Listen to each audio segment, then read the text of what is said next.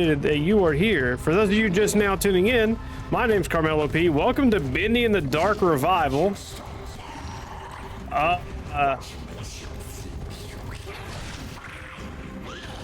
Is this the only attack I have? No, okay.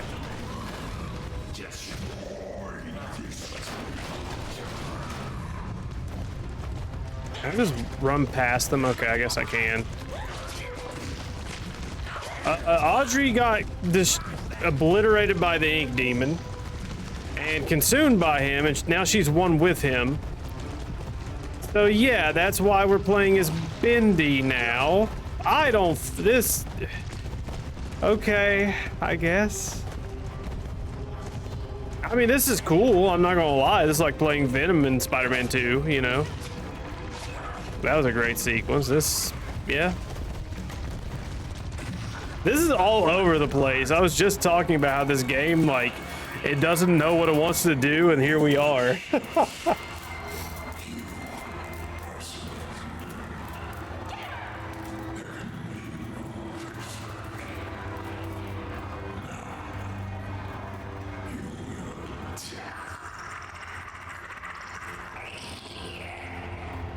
Okay. Jesus Christ. Allison! Audrey, is that you in there? Yep. Come on, keep moving. We'll get you through. Tom, make us some trouble. What the fuck? Oh, okay, we gotta fight this guy. Oh, no, we don't. This is a fucking... The more I realize it, the more I'm like, oh, this is just a cartoon. That's literally what they've done. They've just... I don't know. I don't know. I mean, it's cool, but like, this is not a... Like, the game starts out as a horror game, and then afterwards, it's just like, meh. We got ideas for another game. We're gonna throw all of our ideas for all of our other games into this. Got this. Just keep fighting. I mean, I don't really need to fight. Surrender yourself to the Lord of the Dark Puddle. Oh, is that? Yeah, that's Sam. To believe. It's cool that he makes a reappearance here. I'm not gonna lie, that's pretty dope. It's open. And she just fucking iced him. I mean, it's pretty cool. I mean, they're like, I don't know, it's just, man, if they just didn't, if they had like made this into like a full-on BioShock, I think I'd feel way differently about this, you know? You can do this. Keep fighting. Okay, that's Tom. I'm surprised OBS hasn't just shit the bed yet, honestly, because that's a lot of shit going on screen for this game. But hey, maybe I finally figured it out.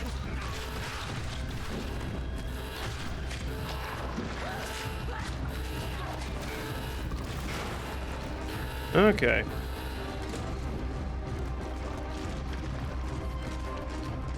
Come on, how much of this shit do we have to go through?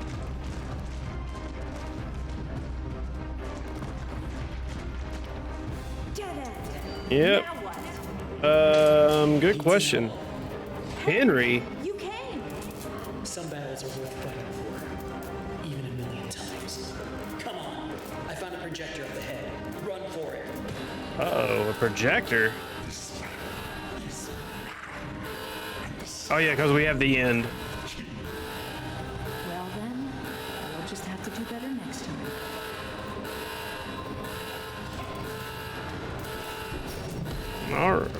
All right. Is that it? Are we done?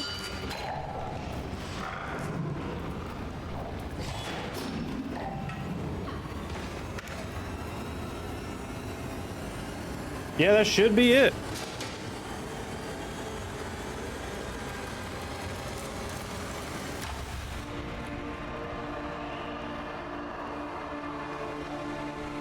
Oh, there's what's his name in the background. I forgot his name.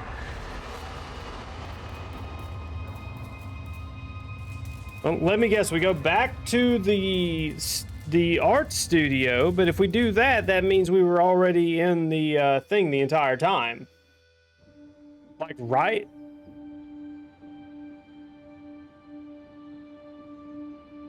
Okay, going back through Joey Drew's home.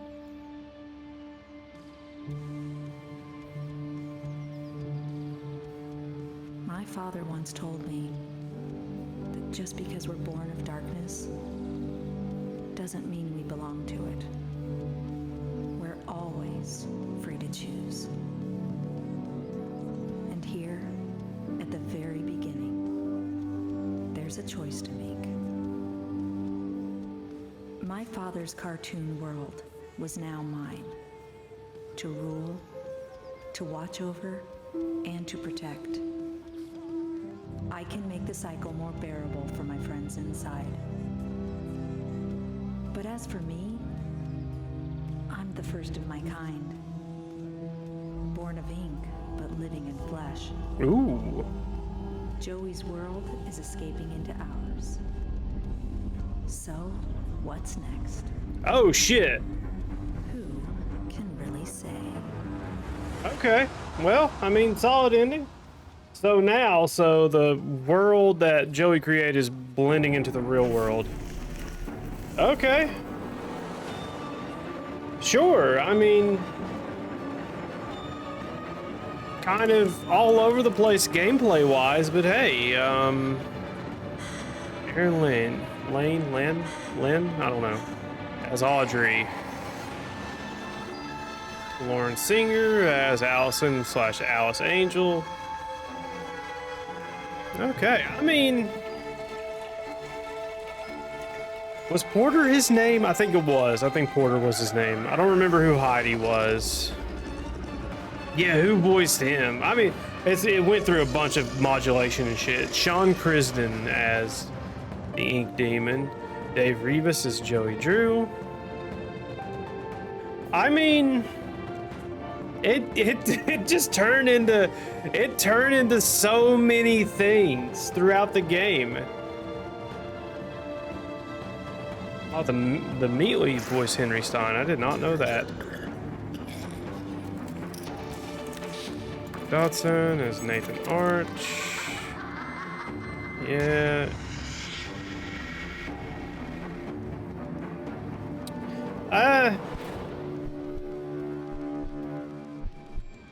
It looks great. The game just looks phenomenal. You know, that's the thing. That's about all it does, though, is it just looks good.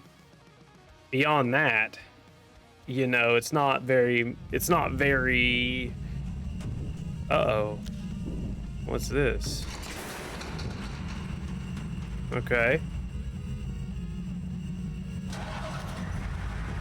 Oh, the Gen Corporate. I guess that was the ink machine or something. I'm not sure entirely.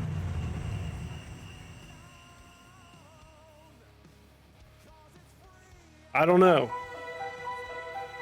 Okay, we're skipping past this. Oh, we can't. Come on. Take me back to the main menu, please. Please take me back to the main menu. No. Man. Okay, so... Oh yeah, Jacksepticeye's in this one too. That's Sean Flynn, sure.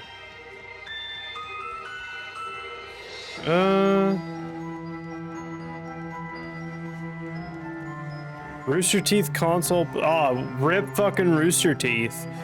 I don't know what they did to shut down. Like, just off topic. Like, I remember watching, you know, Red versus Blue growing up. I watched until about season 10. And I think they like ended it there, and then after, like, I think they came out with more seasons after season 10. I was checked out. I was kind of done with it. I know they made like Ruby. I know Monty Ohm died. I know they did like their Let's Play channel and stuff. But like, beyond that, I don't remember. You know, like I don't know what happened. I just know they're fucking gone now. That, you know, it sucks, but it is what it is. I mean, I like There's so much that's good with this. I think they have a problem with what genre they're trying to define. I think that's what it is, but hey.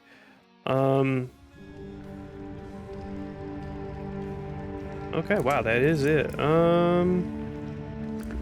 Archives. Is there? Yes. Okay, sweet. So they still have a welcome to the archives. Bendy and the Dark Revival is filled with numerous characters that each had a critical role to play in the progression of the game. Here in the archives, you will learn a little bit more about them in up close and personal way. Feel free to explore. Love it. Love it. Okay, so let's go to the left first. Yeah, I like this. Is my favorite character, the Butcher Gang. The original members of the Butcher Gang were formed Ink Machine by Alice Angel for Body Parts and Beyond. Let's see here. Fourth member of the gang, Carly, the Ghost Girl. Although when you begin to examine her closely, Carly appears to be in a shell with perhaps someone inside. Oh yeah, that's actually yeah. Okay, that's like she. I wish she had like a. I'll talk about it during my full review. Like when it's out on YouTube, but like there's a huge missed opportunity with the game as a whole that they just didn't take. So I will get into that on my own. It'll be in the full review, but there's a point I have to make that's kind of important. Okay, there's Wilson and Audrey. Audrey, yeah. Yeah, Audrey, the cartoon version. What was this dude's name? Porter. Oh, I fucking forgot it. Was she even really that important of a character? Yeah, Samuel Lawrence, Allison Angel, Amok. I don't. Ship Ahoy Dudley. That was a cool boss. That was stupid. That was just stupid. They came out of nowhere. That's my problem with them. And Lurker, yeah, he had a side quest which I was not interested in doing because I don't feel. We might crash here. We might. Okay, now we're good. The Ink Machine, yeah. There's the Ink Demon, Beast Bendy. Okay. Yeah, it's. I guess how many models are on screen. Okay, Cycle Breakers. All right, that's kind of neat that they have like a gang name, I guess, or a group name. Yeah, the fucking game's actually struggling to run right now. So okay, there's Audrey and Lawrence in the real world. Okay, where's I guess that's the only kid version of Bendy we get. Please don't crash. Please don't crash.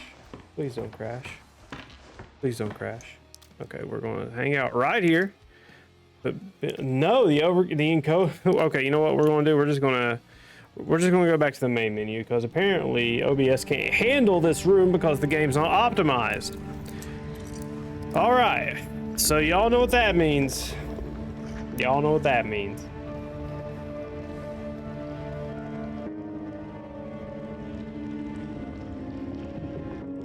Okay, actually, hold on, can we, I want to do this somewhere where, like, it's not going to, the audio's not going to compete against itself. We're going to go in here. I think this is, like, the safest bet, honestly.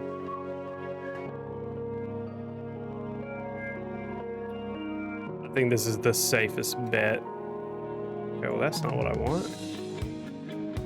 Yeah, this is the safest bet. $100 safest bet. Okay, all right. Let's just put this right here. Okay, I'm gonna take this off because the music's loud. Okay, what game was that? Oh, that might have been. I think that was Dishonored. Yeah, Dishonored got our objective 10 out of 10. I got a 9 subjective out of 10. This game will not get that. Okay, let me just run through this shit really quick. Okay, bam, bam, bam, bam, bam, bam, bam, bam, bam. Okay, all right, let's get to the objective game first. Let me take a drink really quick.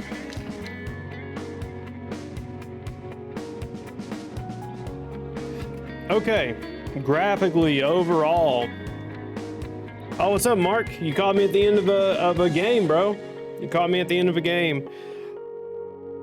I just finished Bendy and the Dark Revival. I'm going into the quick review before I, stop streaming for several days or to make the full review video on my main channel, man. But yeah, we're at the point where we look at the game and see what's wrong with it and what it did right. Yeah, bad timing, man, but it is what it is. Okay, so graphically overall, the game does a pretty damn good job of the way it looks. It does. The game has been solid from like the first game to the second game. Obviously, they might have done an engine upgrade, I'm not sure. But regardless, the game still looks amazing because of it.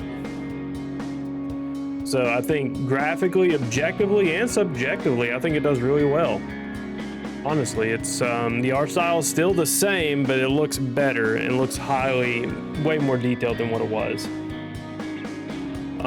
Sound design. Sound was, I think the ambience was better this time around. It was, because I was paying attention to the sound a lot more. There was a lot less of just nothing going on and a lot more of just something to keep your ears a little bit more busy other than footsteps.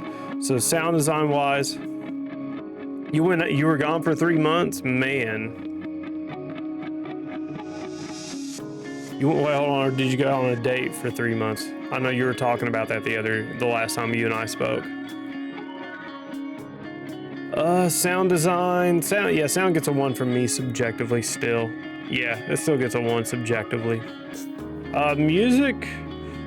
So also with the music, there's more music present in those dead zones where there's nothing going on except ambience. It's still there. Still present, still did its job. It's still like bombastic. It's still mainly around those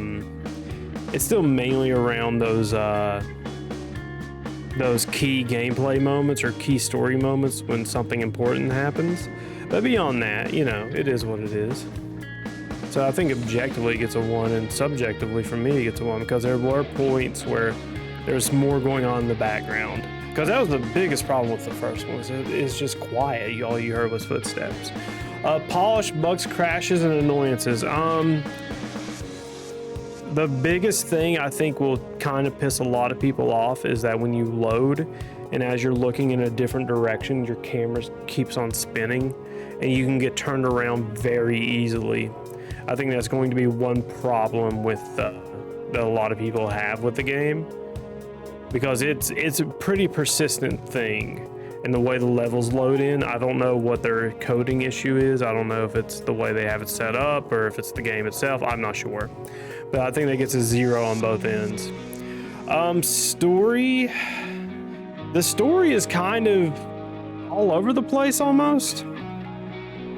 The main character's motivation, she gets pulled into the ink world. Then she's instructed that she's not instructed, she's just got to figure out how to leave. One way or the other, she's got to get out. And then most of the story stuff happens in the latter half of the game. The first half of the game is like a true horror game where you're just trying to not get caught by whatever the fuck it is that's after you. And then the latter half becomes like a little bit more objective focus, like, hey, I need to get this to this to this. And it's just kind of all over the place. Like all the stories dumped on you towards the end of the game. And you're just kind of going through the world without really any direction. The world's already built at this point, but then it feels like they're still trying to do some of that world building, which makes no sense. It really doesn't make sense for them to do more world building after the world is already built. That's just how it is. Alexandra, that one girl you were going out with.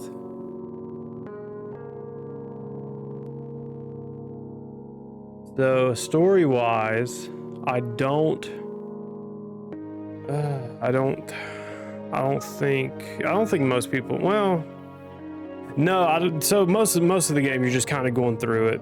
You're not. There's no clear objective. The only overarching story is the only overarching story is you trying to get out of the world, and then more things are revealed to you as you go through the game. But you kind of one, it's predictable, and two, you don't care. I don't care, so I don't think most players will care either, because there's not really a story. It's not like it's not even like the first one where, like, you know, Henry gets kind of trapped in the studio and he's got to find his way out. Like, that's kind of the motivation of the first one. I don't know, like, there's like, I don't even think the first one didn't really have a story anyway. I don't know, like, I don't know what their writing, their idea of writing is, because I don't know, whatever. It's just not, the story's not really there. Let's be real here. Effectiveness and engagement of gameplay. Honestly, the game's kind of boring.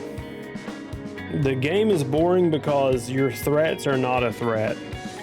If we go look at our most basic of enemies, if we go look at them, they die to a few hits from your main weapon. The unkillable threat being Bendy, you just, if his stuff pops up on screen, you just go and hide into like a little corner or into a vent or something, and then he's no longer a threat. So as for that, he's not really that important. You're just kind of doing things, and you just have obstacles put in your way that are more annoyances rather than challenges to overcome. And that's the biggest problem here. That's really it. Like, they're not challenges, they're obstacles, and those are two very different definitions of what's going on. And that's really what's happened, and that's how the game is. I don't think people will be scared at first, sure, but then once you figure out, like, oh hey, I can just kill these things, like, it loses its touch. As for the like finding items and crafting items, like finding ingredients, crafting items, that was cool at first, but then you realize that it serves no purpose other than whatever purpose it wanted to fill on its own. I don't know. It's just not good. It's just not good. It doesn't work. It's very ineffective at what it does. It's just, everything feels like piecemeal together. I don't think most players will care. I think most players play these games to be scared and to overcome these challenges, but like, they just don't, they won't care by the end of it. So I think objectively most players won't like it because it's not really that scary of a game, and it's not that engaging of a combat game either. It feels like they've tried to emulate BioShock 1 and 2. Maybe I haven't played 3 in a hot minute. So what is the next game? I don't know what the next game is going to be right off the top of my head. Part of me wants to do Crow Country because that's like a little indie horror game. It looks interesting, but I'm on the fence about it. I have it. I think I might do that one next, but we will see. But that'll be in a couple weeks once I get the review up on YouTube and stuff. It was between Crow Country or the next Bendy game, or this Bendy game. So it's definitely, I wanted to go ahead and get this one out that way. When the third Bendy installment comes out officially, I can just do that, and then as more people find the channel, they can go back and see. They can see that I've already done the other reviews. So yeah. Is there a chapter select? I'm pretty sure there's a chapter select. I think there's a chapter select. Because the last game had it. I don't see a reason for this one not to have it. Actually, let me go check that really quick right now. Let me get out of here. Hopefully the stream doesn't crash. Let me check and see if there's a chapter select. I hope so. Load game. No. Can I do a new game? No. Okay. Alright, so there's no chapter selects, but I guess you're supposed to go back through the game and use the game's fast travel system to go back through some of the areas. Nope, that's going to crash the title. Or not crash the title, it's going to crash the stream. come on, don't crash. Please don't crash. Okay. Go here, getting her back in frame. This is like I got the camera highlighted on her because she's literally the best enemy I've seen in this game. Okay, so replayability, I guess you're supposed to load up the game and go back through it. You're either supposed to start a brand new game or use the game's fast travel system to get through areas of the game. Will I want to replay this within a year? Absolutely not. There's nothing interesting about it whatsoever, and there's no post game. You can, go up to the last save of the game and then I guess do some extra stuff, find the last wrench upgrade or pipe upgrade or whatever you want to call it. But beyond that, there is no post game. I think most people, once they finish this game, they're kind of done with it. Length, too much or too little? How long has this game taken me? This game has taken me roughly 7.5 hours to beat. Was the ending padded at all? There was padding in the game itself because of the one section with the cult leader who came out of nowhere, the spider boss that came out of nowhere, that was padding. I think it's a little too long. I think it asks a bit too much of a player's attention for it to matter. Yeah, I think it's too long for what it is. Because you're done with it. You're tired of the game at that point. So we'll just go with what is it, $30? I think it's a $30 game on Steam. $30 full price. Yeah, I would not pay $30 for this. No, you couldn't, no. No, I think it's too much. It's too long, and it costs too much money. Because I would say like two of those hours were just pointless. I would say I would say that. I would say there's a lot to this game that just kind of doesn't need to be there. I think a much more linear experience, except with these mini open worlds that they kind of have going on, would be a little bit better in a way. I don't know. Environments, they started off really strong. I'm gonna give a 1 to that because all the environments, they look different enough for you to know hey, you're no longer in the market. Oh, hey, you're no longer in the animation studio. Oh, hey, you're here instead. There are a lot of similarities, but you do know that there are different things. The problem that kills me is that the animation studio, at the very first part of the game, that's really the only place that's really explored upon. That's really it. That's Animation Alley. That's what it's called. It's got a diner. It's got artist studios. It's got a sleeping area for the employees where they were supposed to be. That's the only place that feels really fleshed out. And the rest of the game just kind of, again, it just feels like the last game did, where you're just going through a studio that doesn't really have any personality to it. That's really what it feels like. And again, they missed the mark on that.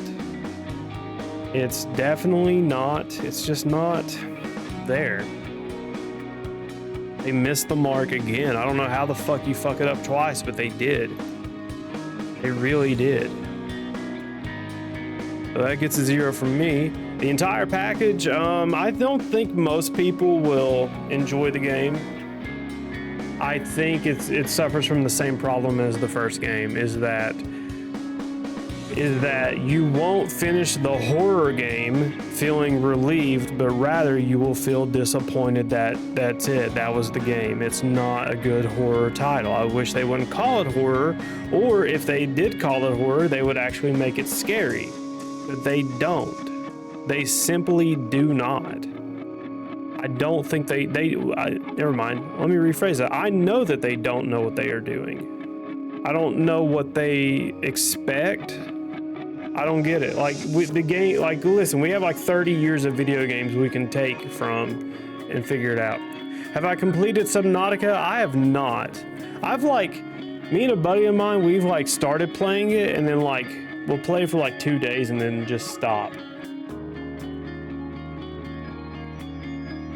Like I'm very particular about survival crafting games. I like ones with stories like The Forest 1 and 2, Abiotic Factor. That one kind of has a story. You know, it has a beginning and end point. That's kind of what I like about that one. But I don't like Rust. I'm not a big fan of 7 Days. Most survival crafters I'm not big into. But like if Subnautica has like an ending, like, oh hey, this is the end of the game, like I'll probably like go hard on it one day. Because people tell me that can get scary too. Which those are the best horror experiences, when you're playing a not horror game and you run into a horror section. But the entire package, objectively, for somebody, I don't think most players will go into the game and be happy with what they got.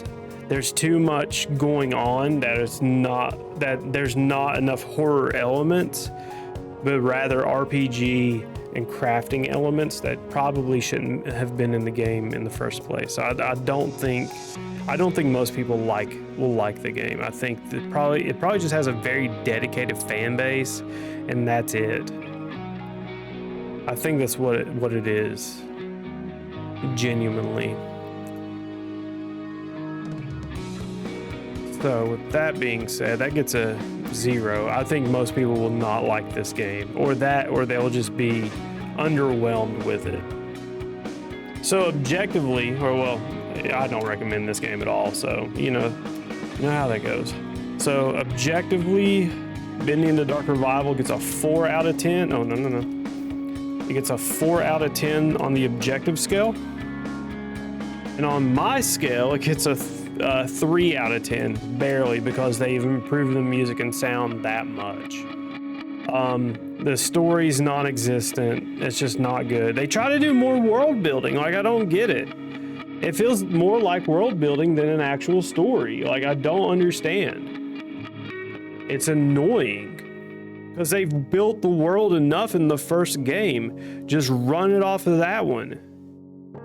Like, I don't understand. Like, they have this formula of like Henry's stuck in this cycle. Why not just change the way everything works every cycle? You know, or something. I don't fucking know. It just doesn't work. It just does not work. But yeah, that's Bendy and the Dark Revival. That is Bendy and the Dark Revival. A piece of garbage for $30.